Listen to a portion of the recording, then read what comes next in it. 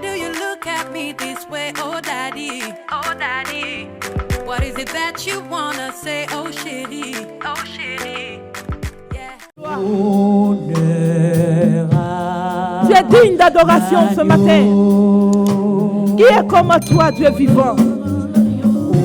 Je veux te bénir, Seigneur des Seigneurs. Je veux t'adorer ce matin, papa. Je veux t'adorer, toi qui n'abandonnes pas. Toi qui n'abandonnes pas, papa. Toi qui ne trahis pas. Je veux t'adorer, oh Jésus, notre sécurité. Je veux t'adorer, El Rapha, toi qui guéris. Je veux t'adorer, toi qui libères de toute forme de captivité. Louange à toi, Seigneur des Seigneurs. Puissance à l'agneau. Louange à l'agneau. Louange à l'agneau. Louange à l'agneau. Louange à l'agneau.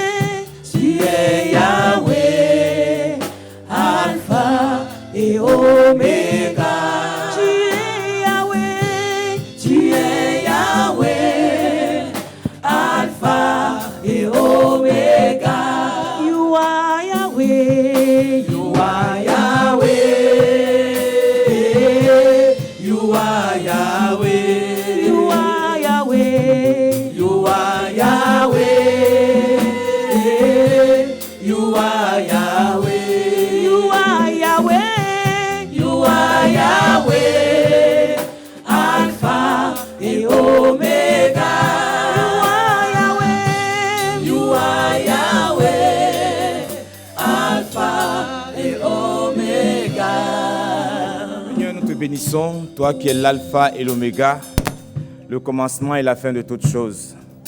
Toi qui fais toutes choses belles en son temps et qui nous permet ce matin de nous retrouver en ta présence. Tu nous as soutenus pendant toute la semaine. Tu nous as soutenus pendant tout le mois de novembre qui vient de passer. Tu nous introduis dans un nouveau mois qui nous annonce la fin de l'année. Et tout cela nous montre que le temps passe et que nous devons tout faire pour acheter ce temps Tout cela nous montre que très bientôt tu reviens et nous devons tout faire pour nous apprêter. Seigneur, de tels moments permettent à nos pensées, à nos cœurs de se tourner vers toi entièrement. Merci donc parce que tu nous admets en ta présence et tu nous bénis au-delà de toute attente. Plusieurs cœurs sont venus attristés, lourds, chargés. Tu es le consolateur, Seigneur. Apporte-leur la consolation nécessaire ce matin, au nom de Jésus-Christ. Certains sont venus préparés, s'attendant à te rencontrer, sont venus avec un cœur joyeux. Ne les déçois pas. Visite-les et qu'ils sortent d'ici en disant « Dieu est vivant ». Notre Dieu et notre Père, tu ne nous abandonnes jamais. Tu l'as dit et tu le fais. Nous le voyons tous les jours. Mais chaque jour, nous aimons savoir que tu es encore avec nous. C'est pour cela, Seigneur, nous t'adressons la louange, l'adoration. Nous savons que tu sièges au milieu de la louange de ton peuple. C'est pour cela, Seigneur, nous voulons vraiment que ta présence impacte grandement le peuple rassemblé ici ce matin. Non seulement ici, mais partout où se trouvent nos églises, Seigneur, dans l'île de France et dans le champ de mission Europe, où des adorateurs, des adoratrices ont élevé la voix vers toi pour t'apporter les sentiments de leur cœur. Étends ta main et bénis-les. Étends ta main et touche-les. Étends ta main et restaure-les. Étends ta main et console-les. Merci encore parce que tu le fais. Ce matin, Seigneur, il t'a plu de me choisir pour cette salle, pour cette église de Villiers-le-Bel. Je ne suis qu'un instrument. Je suis, Éternel mon Dieu, moins que tout ce que tu as déjà utilisé ici. Mais tu sais pourquoi tu m'as choisi aujourd'hui. Seigneur, je me dispose entre tes mains et je te demande d'agir comme tu sais le faire, grandement, puissamment. Oh Seigneur, souverainement, efface ma personne. Donne-moi, Éternel mon Dieu, de ne pas être vu, mais que ta parole qui donne la vie, Éternel mon Dieu, soit entendue et soit, Éternel mon Dieu, efficace. Touche la cible qui est concernée ce matin, au nom de Jésus. Seigneur, je sais que tous les cœurs te sont chers, car c'est pour nous tous que tu as versé ton sang. Il n'y a pas d'exception avec toi. Tu ne fais d'exception de personne, Seigneur. Merci donc parce que tu disposes chacun à recevoir le remas que tu as préparé pour lui, au nom de Jésus. Même celui qui est dur d'entendement, même celui qui est dur de cœur, qu'il soit brisé ce matin par ta parole. Qu'il soit brisé ce matin par ta parole. Qu'il soit brisé ce matin par ta parole. Qu'il soit brisé ce matin par ta parole. Et que, Éternel mon Dieu, une vie nouvelle recommence en lui. Au nom de Jésus-Christ. Sois célébré parce que tu le fais. Nous avons prié au nom de Jésus. Amen.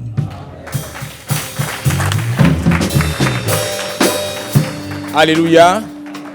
Que Dieu nous bénisse. Je rends grâce à Dieu pour cette occasion, cette nouvelle occasion qui m'est donnée d'être avec vous. Je vous transmets les salutations traditionnelles de l'église d'où je viens. Les frères et sœurs de Coucouronne vous saluent au nom de Jésus. Amen. Alléluia. Nous sortons d'un mois de jeûne depuis le 1er novembre jusqu'au 30, c'est-à-dire hier. Nous avons pris un mois de jeûne pour prier pour l'Église, prier pour la vie de chacun. Gloire à Jésus. Prier pour résister aux temps de détresse qui sont devant nous. Le Seigneur nous en a avertis. Il nous a dit il y a très longtemps que les jours mauvais arriveront. Alléluia. Dans les derniers jours, dans les derniers temps, il y aura des jours mauvais, des jours de détresse. Gloire à Jésus. Et il a dit à un de ses disciples, j'ai prié pour toi pour que ta foi ne défaille point. Alléluia. Il sait pourquoi il a prié. Il sait pourquoi il dit cela. Et nous sommes en train de vivre les prémices de ces mauvais temps. Il dit, ce n'est pas encore la grande détresse. Ce sont des prémices. Mais déjà les prémices nous font frémir. Les prémices nous font trembler. Les prémices présagent ce qui va arriver. Il a dit, des nations se lèveront contre des nations, des rumeurs de guerre par-ci, par-là, des trahisons, et nous le vivons au jour le jour. Les enfants qui ne respecteront plus leurs parents, alléluia, nous le vivons au jour le jour. Des parents qui irriteront leurs enfants, nous le vivons au jour le jour. Des parents qui seront irresponsables, ne sachant pas comment gérer leurs enfants, nous le vivons de plus en plus. Hier encore, lorsque nous étions en train de passer le dernier jour de jeûne et prière, et nous avons reçu une nouvelle qu'un de nos frères en Christ, pasteur, là où j'habite à Étampes, s'est vu arracher ses 4 enfants. Alléluia. S'est vu arracher ses 4 enfants par les autorités. Devant sa femme, devant un membre de la famille. Ils sont venus chez lui et ils ont pris ses 4 enfants. Et cela ira de mal en pire. De mal en pire, comme on dit. Gloire à Jésus-Christ. S'ils ne sont pas d'accord dans ta manière d'éduquer ton enfant, ils viennent, ils te l'arrachent et eux-mêmes lui imposent une éducation. Il y a un de nos frères à qui on a arraché sa fille sous prétexte qu'on va lui donner une meilleure éducation que son père. Elle est partie, elle est revenue avec une grossesse. Elle est revenue avec un bébé en main. Voyez? Donc, les temps difficiles sont devant nous. Et j'ai demandé au peuple de Dieu de rentrer en cette fin d'année dans le jeûne et la prière. Nous avons donc pris 1 mois et les groupes se retrouvaient pour prier. Et tous les dimanches, on avait des moments intenses de prière. Alléluia. Et le thème qui a été développé dans plusieurs sens, dans ces 4 dimanches, était « Résistons, préparons notre résistance face aux jours de détresse qui sont devant nous. » Alléluia. Et nous sommes au courant que l'Église elle-même est en train d'être secouée. Et ce qui se passe est infime par rapport aux secousses à venir. Alléluia. À travers le monde, il y a des églises qu'on ferme, des chrétiens qui sont jetés en prison. Alléluia. Donc, si l'Église ne se prépare pas pour résister au temps de détresse qui arrive, ça risque d'être un château de cartes. Alléluia. Je vous encourage à tenir ferme. Je vous encourage à tenir ferme.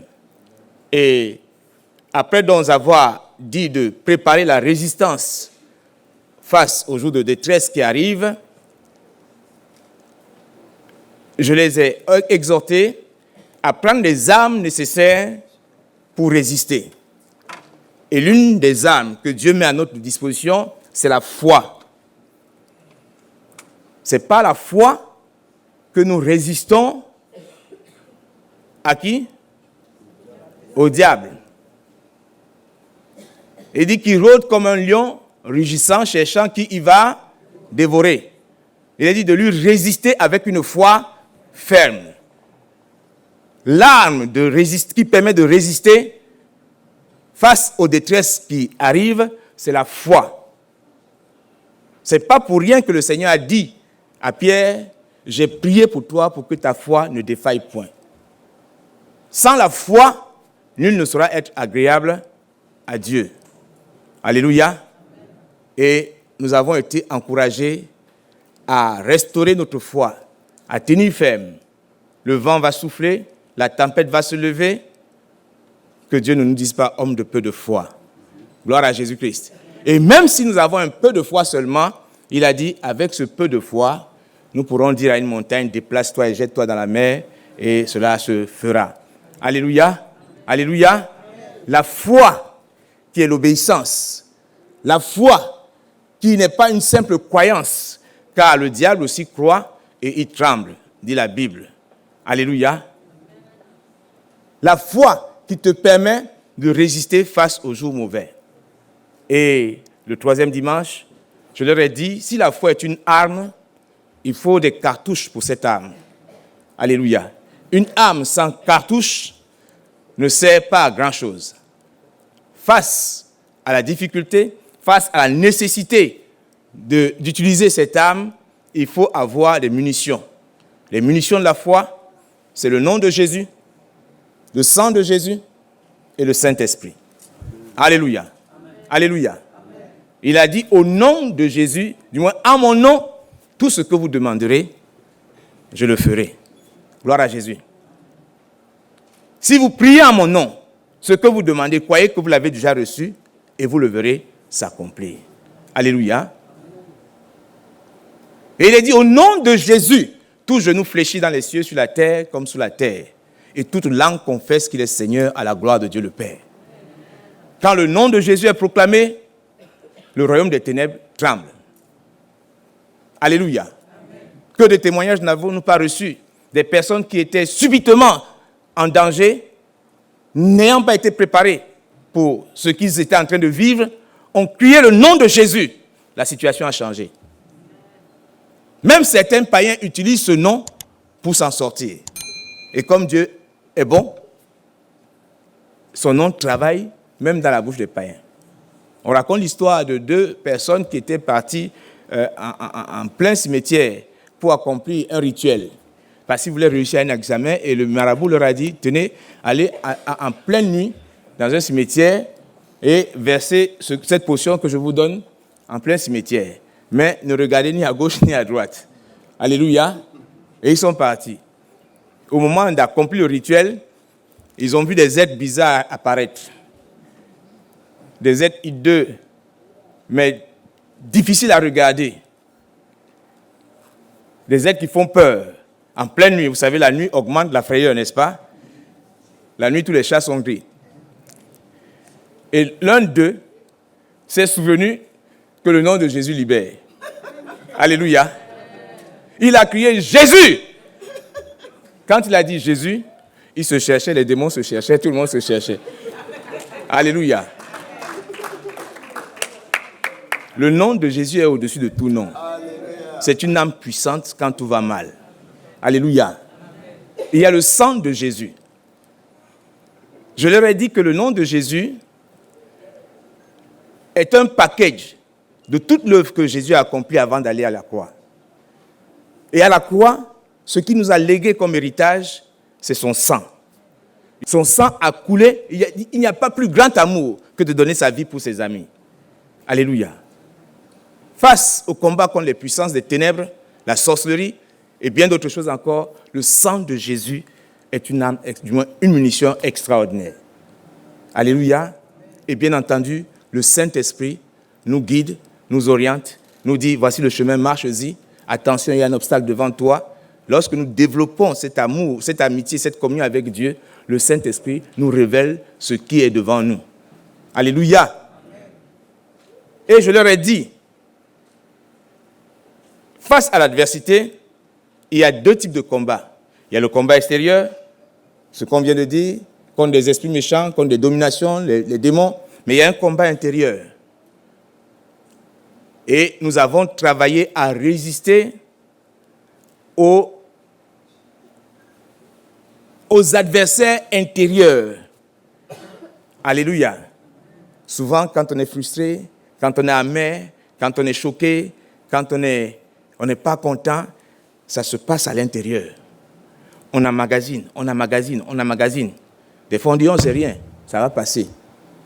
Mais ça s'installe, ça s'enracine, ça pousse des racines. Et on a vu certaines personnes tomber en dépression. Donc nous n'avons plus le temps de dégager de notre intérieur tout ce qui peut nous rendre amers et nous empêcher d'être encore au bénéfice des grâces de Dieu. Alléluia. Alléluia. Nous avons combattu, nous avons résisté à la haine, résisté à la rancune, résisté à la vengeance. Nous avons résisté à tout ce qu'on a pu garder. Ce qui m'a plu, c'est qu'il y a une sœur à la fin du culte qui m'a dit « Ah, pasteur, le message était pour moi. » Il y a une sœur qui était dans la salle. Ça fait longtemps qu'elle ne venait pas. Elle est venue. Et quand je l'ai vue, j'étais vraiment en colère parce que sa façon de partir m'avait déçu. Mais quand tu as prêché, quand on a prié, quelque chose s'est dégagé de mon cœur. Je suis allé la saluer et je lui ai demandé pardon. Alléluia. Je souhaite qu'il en soit ainsi pour toi ce matin. Gloire à Jésus-Christ. Gloire à Jésus-Christ. Car dans la résistance contre l'adversité, l'Église doit développer 3 choses. La méditation, du moins l'Église de chrétiens, la méditation de la parole de Dieu, la vie de prière, mais aussi la communion fraternelle. Il est doux et agréable pour des frères de demeurer ensemble. C'est là que Dieu envoie la bénédiction et la vie pour l'éternité. Gloire à Jésus-Christ. Tu dois tout faire pour demeurer avec tes frères, avec ton Église. Et si l'agression vient de l'extérieur, ton église peut te soutenir. Alléluia.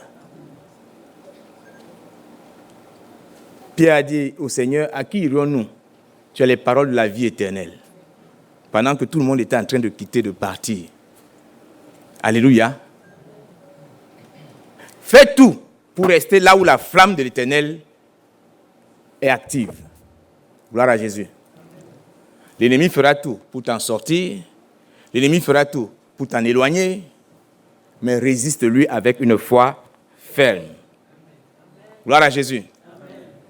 J'ai été touché un jour par mon fils qui avait fait une bêtise et je l'ai fessé. On était qu'à 2 dans la maison. Je l'ai fessé, mais j'ai été touché, mais profondément, presque aux larmes, par son comportement. Il est grand maintenant, il a 18 ans, bientôt 19 ans. Il était encore tout petit à l'époque. Je l'ai fessé. Dans sa détresse, dans sa souffrance, dans ses pleurs, il a regardé à gauche, il a regardé à droite, il n'avait personne, maman n'était pas là. Quand c'est comme ça, on va chez maman pour se faire consoler. Maman n'était pas là. Qu'est-ce qu'il a fait? Il est venu tomber dans mes bras. En criant « Papa, papa, papa ». C'était tellement émouvant que même quand j'en parle encore, j'ai presque les larmes qui montent jusqu'aux yeux. Alléluia. Si Dieu lui-même se lève contre toi, vers qui iras-tu? C'est vers lui que tu iras pour qu'il te console. Alléluia. Si ton frère se fâche contre toi, ce n'est pas vers un adversaire que tu vas aller. C'est vers ton frère que tu dois aller pour qu'il te console. Alléluia. Pour faire la paix avec lui. Gloire à Jésus-Christ.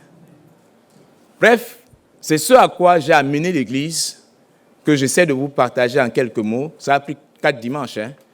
Gloire à Jésus-Christ. Et hier, nous avons terminé avec un message sur la gestion du temps. En matière de combat spirituel, ce n'est pas celui qui est le plus baraqué, le plus musclé, qui remporte la victoire. Mais c'est celui qui est le plus rapide, bien souvent, sage et rapide. Amen. C'est celui qui est vigilant, qui ne dort pas. Et il m'a semblé judicieux, après avoir interrogé le Seigneur, de partager la même notion ou le même thème avec vous ici ce matin. J'ai envie de te dire, Dieu ne dort pas, et toi? Dieu ne dort pas, et toi? Tel sera le thème du message. Aujourd'hui, je veux te dire, Dieu ne dort pas. Mais question, et toi? Gloire à Jésus. Dieu ne dort pas, et toi, que fais-tu? Dans ces temps difficiles qui s'annoncent, dans ces temps de détresse qui s'annoncent, que fais-tu? Tu préfères dormir ou être en alerte comme ton Père, ton Créateur, ton Dieu? Dieu a des raisons de ne pas dormir. Alléluia. Le psaume 121, verset 4, nous dit qu'il ne sommeille ni ne dort. Voici, il ne sommeille ni ne dort celui qui garde Israël. Il ne sommeille ni ne dort parce que il est l'Éternel des armées.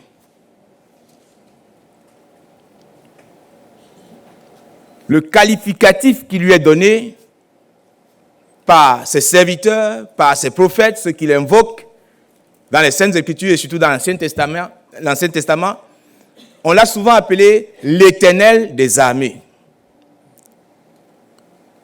J'imagine mal un général d'armée dormir quand l'armée est en guerre.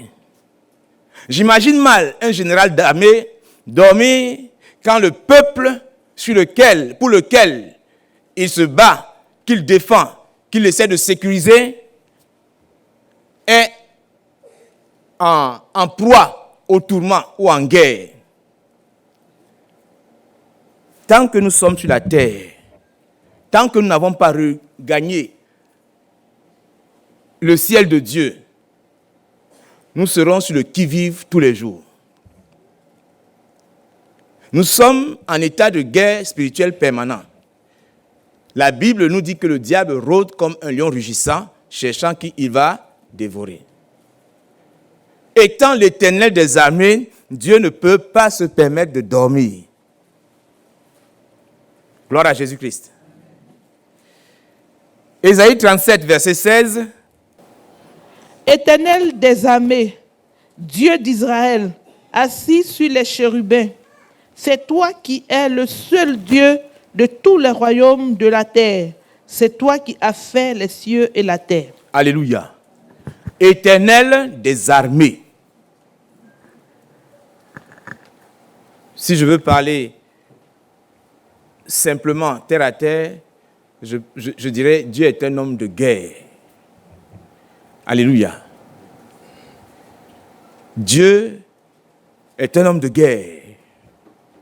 Alors que certains n'aient pas dit que j'ai dit que Dieu est un homme. Non. Comprenez mon expression. Alléluia. C'est quelqu'un qui est... Le mot formé ne correspond pas. En tout cas, il est un chef de guerre.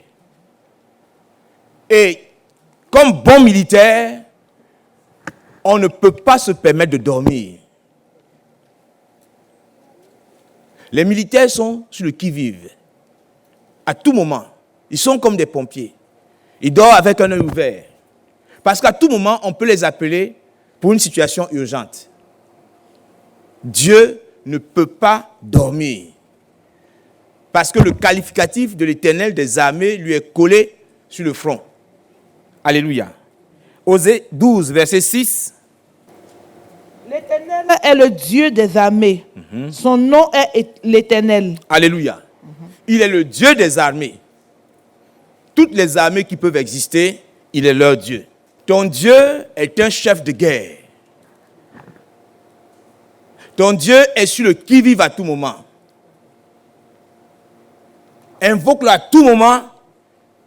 Si tu l'invoques de tout ton cœur, tu l'entendras. Gloire à Jésus. Sa ligne de téléphone est ouverte 24 heures sur 24. Dieu ne dort pas. Il ne dort pas parce qu'il est immensément riche. Il dit l'or et l'argent lui appartiennent. Vous me direz, mais où est le rapport avec le fait qu'il soit riche et qu'il ne dorme pas? Lisons Ecclésiaste 5, verset 11. Le sommeil du travailleur est doux, qu'il ait peu ou beaucoup à manger. Mais le rassasiement du riche ne le laisse pas dormir. Gloire à Jésus-Christ. Voyez, celui qui travaille, son sommeil est doux. Parce qu'il sait qu'il a la force dans les mains, demain, après-demain, il n'en aura toujours pas son travail, il va manger. Et puis, il ne s'inquiète pas à gagner plus ou pas. Il vit une vie normale. Mais celui qui est riche, les riches ont souvent des problèmes. Ceux qui ont beaucoup de trésors, là, ils ont le sommeil court. Ils pensent qu'un voleur va venir. Ils pensent qu'on va trouver son trésor, son coffre-fort. Alléluia. Dieu est tellement riche, pour cette raison, il ne dort pas. Il veille sur sa richesse. Alléluia. Il veille sur sa richesse. Tu es son trésor. Dis à ton frère, tu es le trésor de Dieu. Il ne peut pas dormir. Il ne permettra pas que le voleur vienne te surprendre. Parce que c'est son trésor. Il dit, toute âme m'appartient.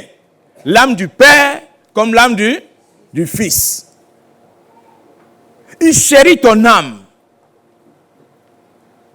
La Bible vient de nous révéler que le riche, là, à cause de ses richesses, il ne peut pas dormir. Regardez le nombre que nous sommes. Il y a d'autres assemblées où ils sont encore plus nombreux à travers le monde que le Seigneur a racheté au prix de son sang.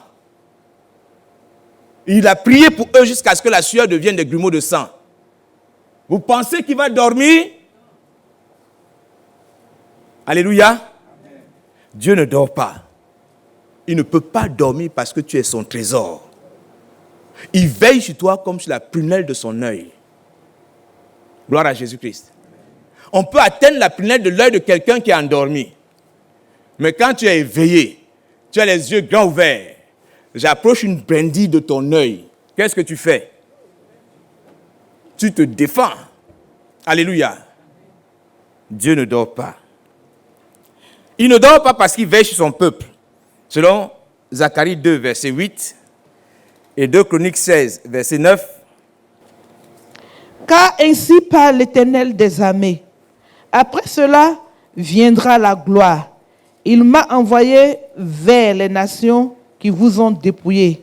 Car celui qui vous touche, touche la prunelle de son œil. Alléluia. Celui qui vous touche, touche la prunelle de l'œil de Dieu. Vous vous rendez compte? Combien vous êtes précieux aux yeux de Dieu? Combien nous sommes précieux aux yeux de Dieu? Dieu veille au grain. Il ne dort pas. 2 Chroniques 16, verset 9. 2 Chroniques, le chapitre 16, le verset 9. Car l'Éternel étend ses regards sur toute la terre pour soutenir ceux dont le cœur est tout entier à lui. Tu as agi en insensé dans cette On va s'arrêter là. Okay. Il étend ses regards sur toute la terre pour faire quoi? Pour soutenir. Pour soutenir tout ce dont le cœur est tout entier à lui. Il passe son temps à promener les regards. Qui a son cœur tout entier à lui pour qu'il le soutienne? Il ne dort pas. Il cherche. Qui aujourd'hui a donné son cœur tout entier pour qu'il le soutienne? Alléluia. Dieu ne dort pas parce qu'il est hors du temps. Quand on rentre dans l'éternité, il n'y a plus de temps, n'est-ce pas? Il n'y a ni jour ni nuit, c'est l'éternité. On vit éternellement. Dieu est hors du temps. Il est éternel. Il ne dort pas. D'éternité en éternité, tu es Dieu. Le psaume 90, verset 2 et le verset 4. Avant que les montagnes fussent nées et que tu eusses créé la terre et le monde, d'éternité en éternité, tu es Dieu. Alléluia. Verset 4. Verset 4. Car mille ans sont à tes yeux comme le jour d'hier, Qui est déjà passé. quand il n'est plus, Alléluia. et comme une veille de la nuit. Gloire à Jésus-Christ. 1000 ans sont comme un jour pour lui. Sur 1000 ans, il est réveillé. C'est comme un jour. Et encore, d'éternité en éternité, il est Dieu. 4 éléments qui montrent que Dieu ne dort pas et les raisons pour lesquelles il ne dort pas. Mais nous, il nous a soumis au temps. Alléluia. Et ce temps auquel il nous a soumis n'attend pas. Ce temps tourne, l'horloge tourne, l'horloge tourne. C'est nous qui devons courir après le temps. Le temps ne s'arrête pas pour nous attendre. Une seule fois dans la vie des êtres humains, un seul a arrêté le temps. C'était qui? Josué. C'est ça? Sur Gabaon, c'est ça? Mais depuis ça là, on n'a plus jamais entendu dire que quelqu'un a arrêté le temps. Éphésiens 5. Verset 14. C'est pour cela qu'il est dit, réveille-toi, toi qui dors, relève-toi d'entre les morts, et Christ t'éclairera. Alléluia. Dieu ne dort pas. Et toi?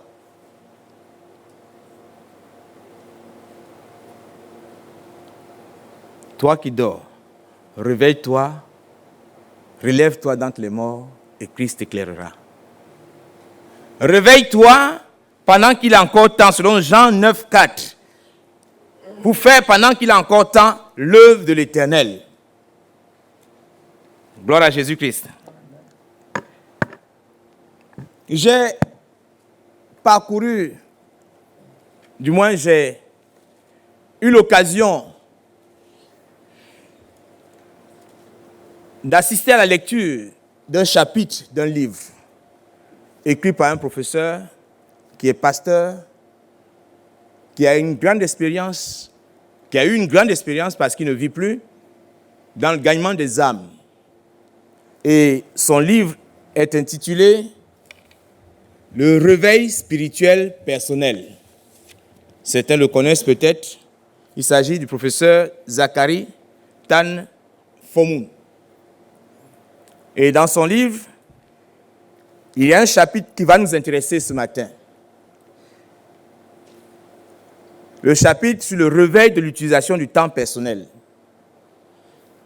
Il a énuméré 85 pensées de Dieu sur le temps qui vont t'aider à prendre conscience qu'il est temps de te réveiller, qui vont t'aider à prendre conscience qu'il ne faut plus dormir, qui vont t'aider à prendre conscience que tout ce qui se passe autour de toi, qui ne cherche qu'à t'éloigner de Dieu et t'éloigner du salut que Dieu veut t'accorder ou t'a accordé. Alléluia. 85 pensées, je ne les ai pas toutes énumérées ici, le temps serait un peu long, mais qui vont t'aider à comprendre qu'il y a des futilités dans la vie auxquelles il ne faut pas prêter attention, au-dessus desquelles il faut se lever, au risque d'être entraîné, d'être malmené et de se retrouver de l'autre côté. Quand je parle de l'autre côté, je parle de la vie sans Dieu. Gloire à Jésus-Christ. Ce chapitre, du moins ce passage du livre sur le réveil dans l'utilisation du temps personnel, nous dit ceci. Le temps est l'un des plus grands dons que Dieu a fait à l'homme. Le temps est l'un des plus grands dons que Dieu a fait à l'homme. Dieu a tout créé, n'est-ce pas? Et il a créé l'homme. Il lui a tout donné. Mais il lui a donné le temps aussi. L'homme s'amuse, il fait ce qu'il veut. Dieu laisse le temps passer. Il a dit qu'il a un temps. Il a fixé un temps. Alléluia. Le temps vient où il va arrêter ton temps. Mais pour l'heure, il te donne le temps. Ce temps est si précieux. Les Anglais disent « time is money ». Vrai ou faux? Le quotidien de nos activités nous enseigne bien largement que le temps occupe une place très importante dans la gestion de nos affaires.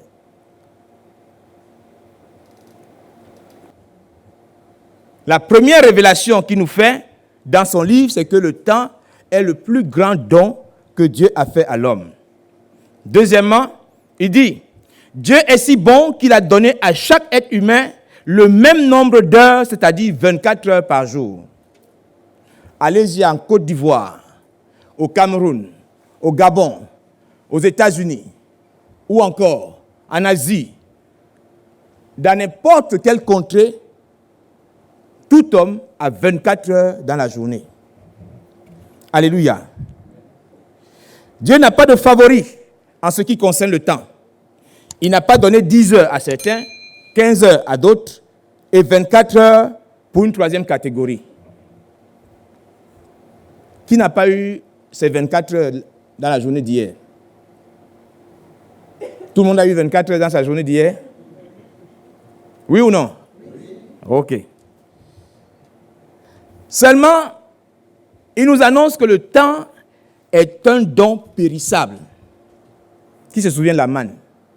La manne, il fallait la manger le même jour, n'est-ce pas? Et ne rien garder pour le lendemain. Le temps, se consomme au jour le jour. Le temps est un don périssable. Il n'est pas, j'allais dire éternel. Gloire à Jésus-Christ. En tout cas, par la suite, vous comprendrez pourquoi.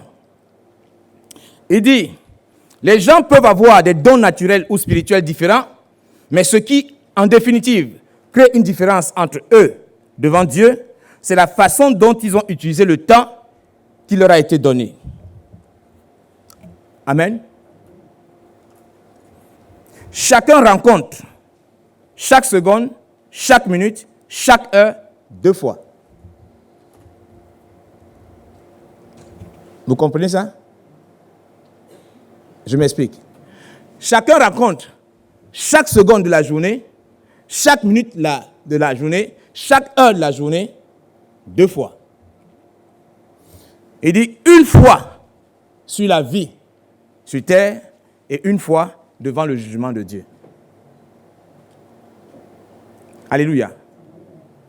Pour disséquer, pour mieux comprendre, c'est que tant que tu es sur la terre, chaque seconde, tu la rencontreras une seule fois. Chaque minute, tu la rencontreras une seule fois. Chaque heure, tu la rencontreras une seule fois. Et une fois que la seconde est passée, tu ne pourras plus jamais la rattraper. Une fois que la minute est passée, tu ne pourras plus jamais la voir. Une fois que l'heure est passée, tu ne pourras plus jamais avoir cette heure-là. C'est pourquoi il dit, le temps est un don périssable. Alléluia. Pendant que je disais ça, hier, il y a un des frères qui m'a dit, mais non, puisque chaque jour, on a 1 seconde, on a 1 minute, on a 1 heure. Je dis, mais non, ce n'est pas la même seconde.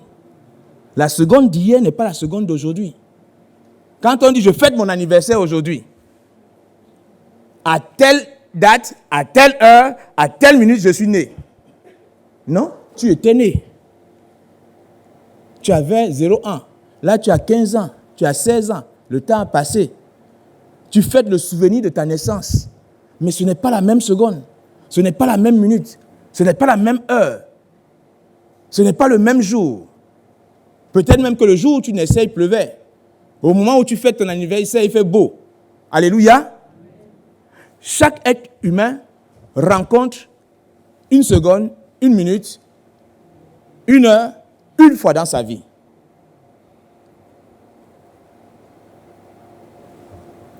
Alléluia. Et il dit, toute seconde, minute, heure ou journée perdue est perdue à jamais. Bon, ce sont des choses, on a l'impression d'être au courant de cela, mais on ne se met pas à l'évidence de cette réalité. Alléluia. Il y a des choses que nous faisons sans nous rendre, c'est-à-dire machinalement.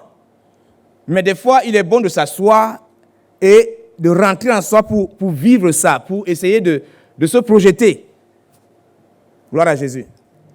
Toute seconde que tu perds dans ta vie, tu la perds pour toujours.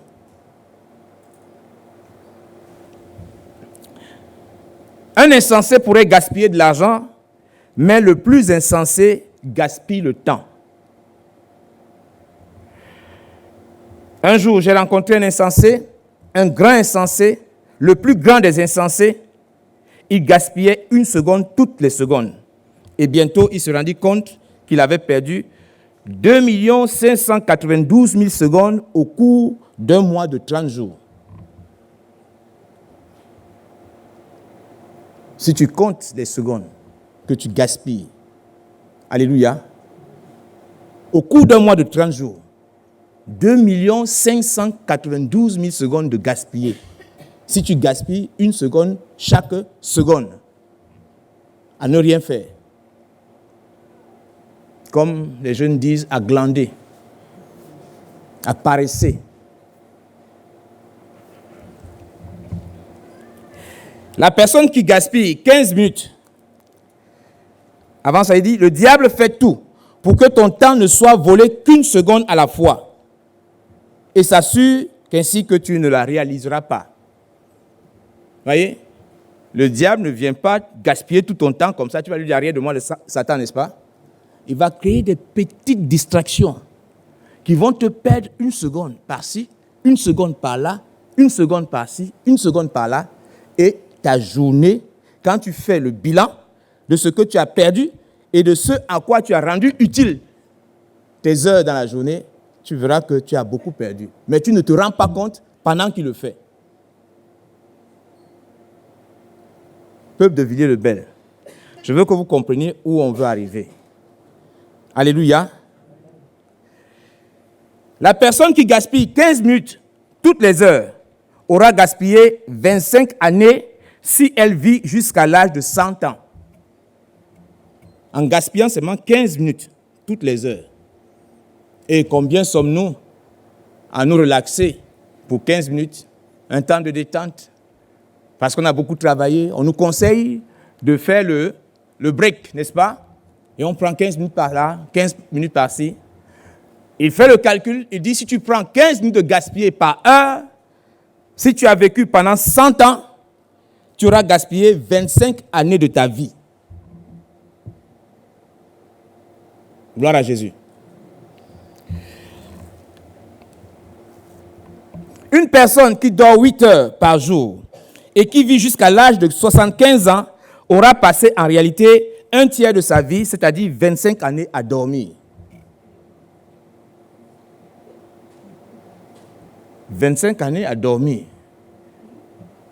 En 25 ans, on peut faire beaucoup de choses, n'est-ce pas? Quelqu'un qui a été à l'école à 25 ans, il rentre dans le monde professionnel déjà, n'est-ce pas? Mais tes 25 années parce que tu as dormi. Et le nombre d'heures conseillé d'ailleurs, c'est 8 heures de sommeil. Pour les élèves, on leur dit de dormir 8 heures, d'avoir les 8 heures de sommeil. En prenant cet exemple-là, quelqu'un qui dort 8 heures par jour, au bout de 75 ans, il aura dormi 25 ans. Donc, il n'aura utilisé que 50 ans. Et encore, s'il a bien utilisé les 50 ans. Alléluia. Le croyant qui donne la dîme de son temps doit à Dieu 2h24 chaque jour ou 16h48 par semaine. Dans le détail de son livre, il dit quand on dit à un homme de faire le bilan de ses richesses, de compter ses richesses pour enlever la dîme qu'il va par exemple donner à Dieu, on peut compter la maison, on compte la voiture, on compte le salaire, on compte, et puis dans ça on va enlever la dîme. Mais jamais on ne compte le temps. Or, le temps fait partie d'une richesse que Dieu nous a donnée. Alléluia. Et Dieu te réclame la dîme de ton temps. Donc, en réalité, chaque jour, tu dois à Dieu 2h24. Combien sommes-nous ici qui donnons 2h24 par jour à Dieu? Déjà, on dort fatigué, on se réveille fatigué, on part au travail fatigué, on revient fatigué.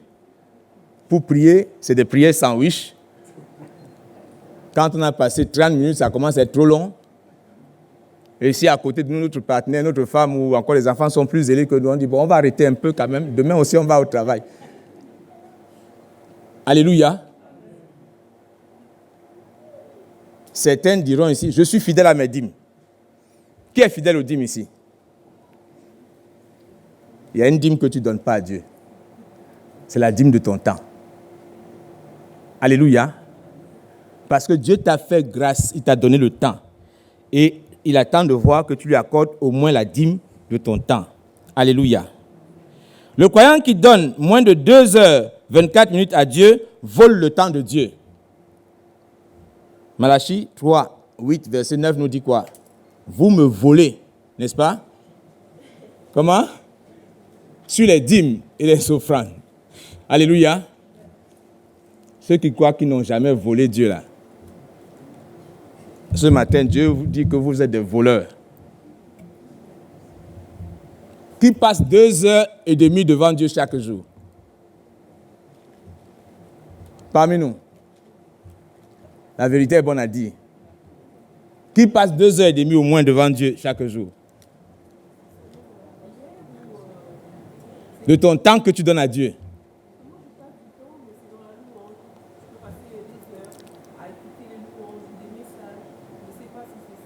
Gloire à Dieu. Alléluia. Mais attention. C'est pas de manière répétée. Voilà.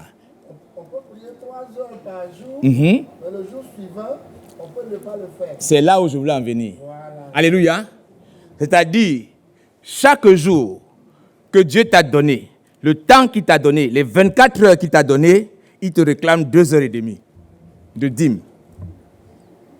Alors, il y en a qui laissent une semaine, un mois, ils ne prient pas, et puis ils disent, je vais faire le rattrapage. Et puis un samedi où là, tout, il n'a rien à faire, matin jusqu'au soir, il ferme partout, et puis il prie jusqu'à, il prie. Ils sortent là, là, aujourd'hui là, c'était chaud. Mais lundi, tu ne l'as pas vu, mardi, tu ne l'as pas vu, mercredi, tu ne l'as pas vu.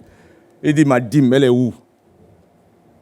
Quelqu'un m'a dit, mais si on n'a pas payé lundi, mardi, mercredi, là, est-ce qu'on peut rattraper et puis donner, comme on fait souvent, bon, je n'ai pas donné ma dîme du mois dernier, je vais rattraper le mois prochain. Non. On dit, tout temps qui est passé est passé. On peut... Donc, c'est chaque jour que tu dois donner ta dîme à Dieu. La dîme de ton temps.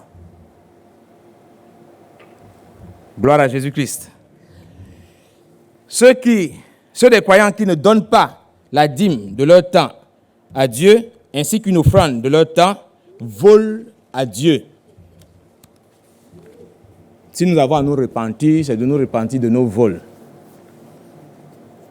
Tu n'insultes pas ton frère, mais dis-lui tu es un voleur. Tu es un voleur. On est des voleurs dans cette maison. Des voleurs du temps de Dieu, de la dîme de Dieu. Donc il faut tout faire pour réparer ça. Gloire à Jésus. Dieu ne peut pas exiger d'un homme une dîme et une offrande sans que cela ne s'adresse aussi à son temps, au temps de cet homme. Alléluia. Dieu est un maître planificateur. Il planifia le salut du monde bien avant la fondation du monde. Il a fixé un temps pour toutes choses. Ecclésiaste 3, verset 1 nous dit, il y a un temps pour tout. Gloire à Jésus. Gloire à Jésus. Et ceux qui veulent être comme Dieu planifient aussi leur temps. De même que Dieu a planifié son temps. Ceux qui ne planifient pas le temps sont décidés que le temps, les événements, les circonstances les dirigent. Ceux qui planifient le temps et s'y conforment réussissent. Alléluia. Ceux qui ne planifient pas leur temps ont planifié d'échouer. Il y en a qui vivent au petit bonheur la chance. Ils se réveillent le matin et disent, bon, aujourd'hui, qu'est-ce qu'on va faire? Bah, tiens, je vais aller voir mon frère là-bas. Mais ton frère n'a pas le temps. Hein? Il a planifié son temps. Si tu n'as rien à faire, à moins que tu aies planifié ça vraiment. Souvent, quand on se livre à l'oisiveté et puis on va rendre visite comme ça parce que bon, ben, ça nous est venu à la tête d'aller. Ah, je passais par là et puis quelque chose m'a dit il faut rentrer chez toi pour te visiter. Souvent, on vient et on gâche la journée du frère. Parce qu'on n'a rien préparé pour l'édifier. On n'a rien préparé pour le consoler, par exemple. On va rentrer chez lui, on va bavader, on va dire tout et n'importe quoi, et puis on va même pécher. Tu sors de chez lui, au lieu qu'il soit en joie de t'avoir reçu, il est lourd, même pour prier maintenant, il ne peut plus prier. Parce que tu as mis plein de choses dans sa tête. Celui qui ne planifie pas son temps a planifié d'échouer. Ceux qui réussissent consacrent la majorité de leur temps à leur priorité. Pour connaître ce qu'un homme adore, il suffit de considérer la répartition de son temps. Son Dieu occupe la plupart de son temps. Est-ce qu'on se comprend? Alléluia. Pour connaître quel est le Dieu d'un homme, il suffit de déterminer qui ou de qui il respecte fidèlement les rendez-vous. Est-ce Dieu qui est ton Dieu? Quand il te donne rendez-vous, tu viens. Même pour venir à l'église, tu viens en retard. Mais quand il faut aller chez le patron, tu veux prendre le premier train qui va passer. Et si jamais tu le loupes, tu vas crier contre la société de transport. Pauvre RATP. On souffre. Je suis à la RATP. Alléluia. Donc, pour savoir qui est le Dieu de quelqu'un là, il faut regarder ce du moins, celui dont il respecte fidèlement les rendez-vous.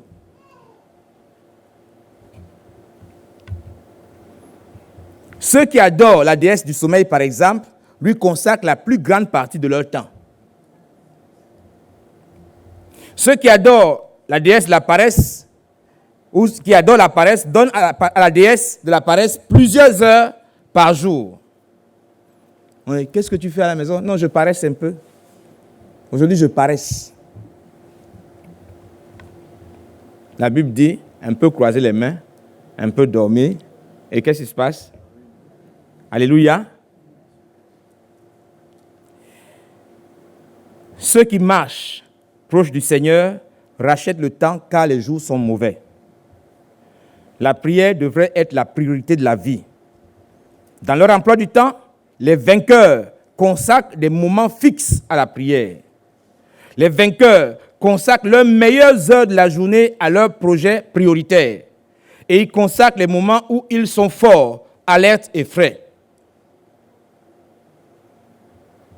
Si vous voulez rencontrer Dieu, rassurez-vous d'être bien reposé. Rassurez-vous d'être bien frais. Rassurez-vous d'être capable d'argumenter devant Dieu. Ne venez pas devant Dieu délabré. C'est vrai, il a dit, venez à moi, vous tous qui êtes fatigués et chargés, je vous donnerai du repos. C'est vrai. Mais une fois qu'il t'a donné du repos, là, que tu vas entretenir ta relation avec lui, choisis des moments où tu es frais et dispo. Il y en a qui viennent fatigués et dans leur prière, ils confondent Dieu et leur personne. On nous raconte l'histoire de quelqu'un qui a dit à Dieu, donne-moi tes sujets, je vais t'exaucer. Il mélange tout. Parce que son esprit n'est plus en place. Alléluia. Les vainqueurs excluent les choses secondaires et tertiaires et inutiles à leur emploi du temps. Toute chose non comprise dans un emploi du temps est une chose qui, d'après toi, n'a pas besoin d'avoir lieu dans cet emploi du temps. Jésus ne consacra qu'au il faut de sa vie, ne se consacra qu'au il faut de sa vie. Vous voyez, quand on fait un emploi du temps, quand on planifie sa vie, il y a une expression qui sort de notre bouche, sans même qu'on s'en rende compte. Il faut que je fasse, il faut que je m'attelle, il faut que je travaille, il faut que. Et Jésus a dit dans Luc 2, verset 49, il faut que je m'occupe des affaires de mon Père. Alléluia. Le chrétien qui organise son temps, qui planifie son temps, a ce mot dans sa bouche régulièrement. Il n'a pas le temps à perdre sur des futilités. Il n'a pas le temps à perdre sur des calomnies, des commérages. Il n'a pas le temps à perdre sur des choses secondaires et tertiaires. Il va à l'essentiel. Alléluia. Alors ne permets pas aux indisciplinés d'introduire l'indiscipline dans ton emploi du temps. La personne qui prend 2 minutes pour dire ce qui aurait pu être dit en 1 minute est un ennemi du temps. Il est aussi ton ennemi. Une personne qui ne sait pas aller droit au but, mais qui doit tourner longtemps en rond avant d'arriver au point central de ce qu'elle voulait dire, a décidé de voler ton temps et de réduire ton rang dans le royaume de Dieu. Ton pire ennemi est celui qui tue ton temps. Fuis loin de lui, il t'atteindra, sinon il t'atteindra bientôt. Il y a des personnes, il veut t'annoncer une mauvaise nouvelle, par exemple, il dit, je vais partir au pays parce que ma tante est morte ou encore une personne. Mais il va commencer à te raconter la genèse. Tu connais tante Félicité là. Quand mon père est mort et que maman n'était pas là, c'est elle qui a payé mon école. Et puis quand je venais en France même, son économie là, elle m'a donné. Elle est très importante pour moi. Du moins. Et puis maintenant elle va dire, je dois aller au pays parce qu'elle est décédée. Tout ce temps qu'il a pris là, il a fait la genèse de la chose, tu avais quelque chose à faire. Au lieu de te dire que sa tante Félicité est décédée, il va partir au pays, mais il va te raconter une histoire qui, peut-être, bon, ça peut te permettre de le consoler. Mais alléluia. Ce que je veux dire, c'est qu'il t'a pris du temps, des fois pour rien. Et celui qui te prend ton temps est ton ennemi. Celui qui te perd, du moins ton temps, est ton ennemi. Ne laisse pas les indisciplinés s'introduire dans ton emploi du temps pour le disperser ou encore pour le nuire à ton emploi du temps. Alléluia. Alléluia. Ceux qui n'obéissent pas aussi immédiatement à Dieu perdent le temps de Dieu. Ils sont les ennemis de Dieu. Dieu dit, voici ce qu'il faut faire. Et puis tu tournes en rond. Tu lui perds le temps. Il n'a pas ton temps. Il a dit à Moïse, va en Égypte. Va sauver mon peuple. Moïse dit, mais toi-même là, tu parles. Tu sais que je suis bègue. Il dit, va. Bon, moi-même, je viens de fuir l'Égypte. Là, on veut me tuer. Va en Égypte. D'abord, tu me parles à toi, tu es qui? Montre-moi ton identité. Il dit, bon, écoute, si tu continues, je vais prendre ton frère Aaron. C'est pas ça? On ne va pas discuter midi à 14h. Tu ne veux pas faire? Je mets quelqu'un d'autre, il va faire. Alléluia. Tu perds le temps de Dieu quand tu refuses d'obéir à ce qu'il te dit de faire. Et combien sont dans la maison de Dieu, attendent des bénédictions de Dieu, ne voient pas venir. Dieu, c'est du tic au tac. Hein? Tu fais, il te bénit. Tu ne fais pas, il te laisse. Alléluia. Il ne force pas. Quand ils ont dit, qui va marcher, qui va écouter cet homme, qui va marcher cet homme qui dit de manger la chair et de boire le sang, ils sont partis. Le Seigneur n'a pas dit, venez, pardon, si vous partez là, je vais être seul ici, là, ma mission là est gâtée. Non. Ceux qui sont restés là, il leur a demandé, mais vous ne partez pas aussi? Alléluia. Et Pierre, inspiré par l'Esprit de Dieu, a dit, à qui irions-nous? Tu as les paroles de la vie éternelle. Gloire à Jésus-Christ. Dieu récompensera aussi bien la qualité que la quantité de labeur. Elle s'accomplit par une bonne utilisation du temps, selon le psaume 90, verset 12. Tout ce que nous devons demander à Dieu, c'est de nous enseigner à faire un compte rendu quotidien de l'utilisation de notre temps. Alléluia. Alléluia. Le temps passe et ne s'arrête pas. Le temps est une denrée périssable. Gloire à Jésus-Christ. Tu dois travailler à ce que ce temps te soit profitable chaque seconde, chaque minute, chaque heure. Cela te permettra de faire des progrès spirituels, de demeurer stable. Le vent peut souffler, la tempête peut venir, rien ne t'ébranle. On peut dire tout ce que tu veux, mais comme ton programme, ta planification, ton emploi du temps est collé sur Dieu, tout ce que les autres peuvent faire ne te perturbe pas. Et puis, il y a un petit défaut en matière d'emploi du temps.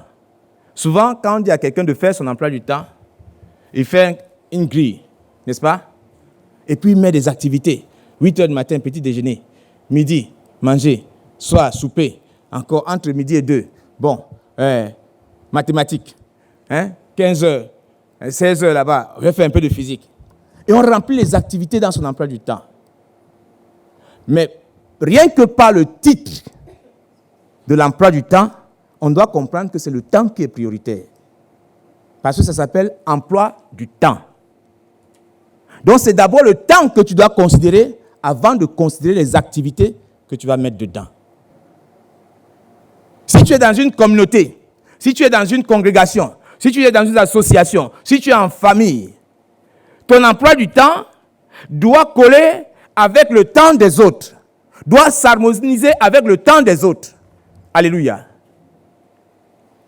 Bref, le temps est un don précieux que Dieu nous a accordé. Le temps périt tous les jours. Il ne se renouvelle pas, du moins, je me comprends. Alléluia. Il est une denrée périssable. Et chaque seconde passée ne revient plus. Chaque minute passée ne revient plus. Chaque heure passée ne revient plus. L'insensé confond les opportunités d'aujourd'hui et celles d'hier. Il oublie que l'opportunité d'hier n'est pas la même que celle d'aujourd'hui. Alléluia. Alléluia. Même si ça y ressemble. On dit les jours se succèdent, mais voilà. Les jours se succèdent, mais ne se ressemblent pas. Profite de chaque jour. Ne dors pas, parce que chaque fois que tu dors, tu perds des grâces extraordinaires. Alléluia. Alléluia.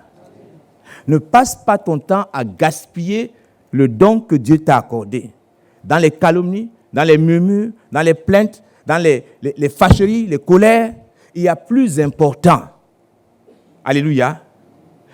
Travaille à ton salut chaque jour, chaque seconde. Parce que tu ne sais ni l'heure, ni le jour où Dieu viendra te chercher. Il peut venir te chercher au moment où tu es en plein murmure. Il peut venir te chercher au moment où tu es en pleine colère. On a vu des gens qui ont piqué des crises de colère, ils sont tombés, ils sont morts. Il va où? Il va où? Alléluia. Il peut venir te chercher au moment où tu es en train de livrer ton corps à l'impureté ou à la débauche. On nous raconte l'histoire d'une femme qui était en train de danser là. C'est fini. Elle est partie. J'ai perdu un cousin récemment, à Paris ici.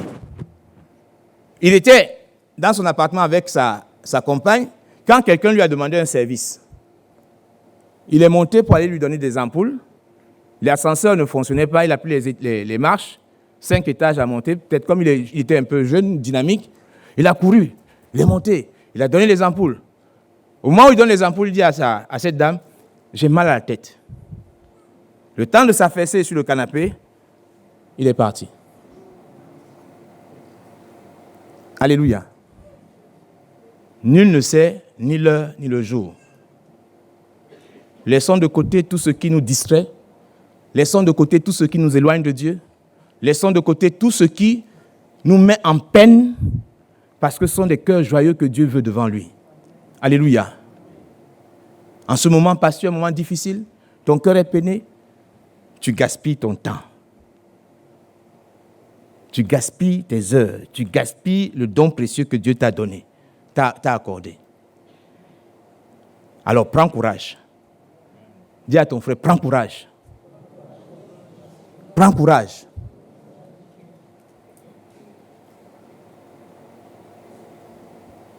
Le temps qui est devant toi passe et ne revient pas. Quand j'ai vu mon premier poil blanc, je me suis dit, ça devient sérieux. Hein? Même si je mets Yomo, ça va repousser blanc. Vous connaissez Yomo? Certains connaissent. Il y en a qui ne veulent pas vieillir. Ils noircissent leur poil jusqu'à... Mais quand ça pousse, le blanc la ressort toujours. On voit 2 couleurs. Noir ici, des fois, entre le noir et le blanc, c'est marron. C'est la transition. La transition, ça va passer du noir au blanc. Le naturel revient au galop. Donc, il faut le laisser pousser. C'est ton temps. Alléluia. Que Dieu nous bénisse. Que Dieu nous bénisse.